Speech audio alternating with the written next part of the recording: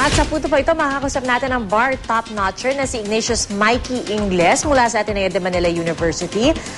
Mikey, magandang tanghali. Si PR Arcangel ito sa Balitang Hali. Hi, Pia. It's Mickey. Oh, Mickey. Okay. So, how do you spell Mickey? M-I-K-E-Y ba yan? M-I-C-K-E-Y, just like the mouse.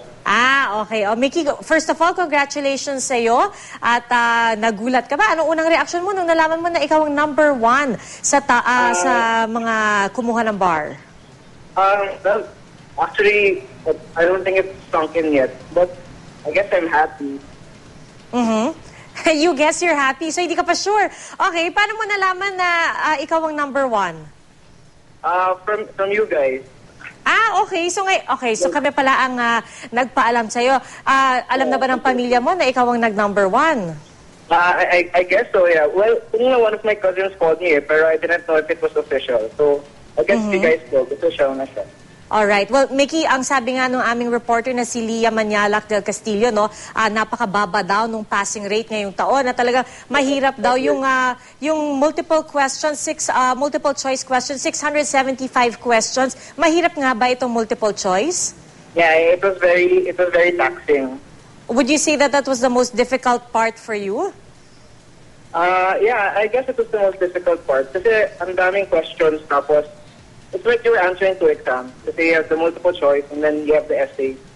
And then you have to answer within 3 to 4 hours. So medyo mahirap talaga. Alright. Mickey, yung ibang mga, marami rin dun sa top 10, no? Merong taga UP, maraming taga Ateneo, meron din taga Aquinas University. Yung iba bang taga Ateneo, mga kakilala mo rin ba sila? Sama-sama rin ba kayo nag-aral para sa bar exams? I don't know. Made it to the top in Ateneo.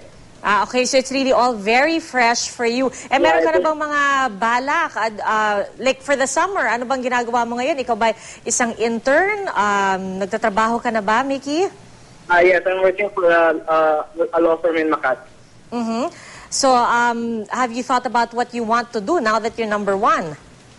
Well, not really. I mean, things are the same.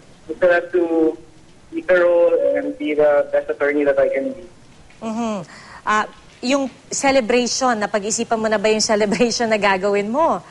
Well, right now I'm driving on the way to Ateneo. I'm gonna go to Mass. That's the first thing I'm gonna do. Okay.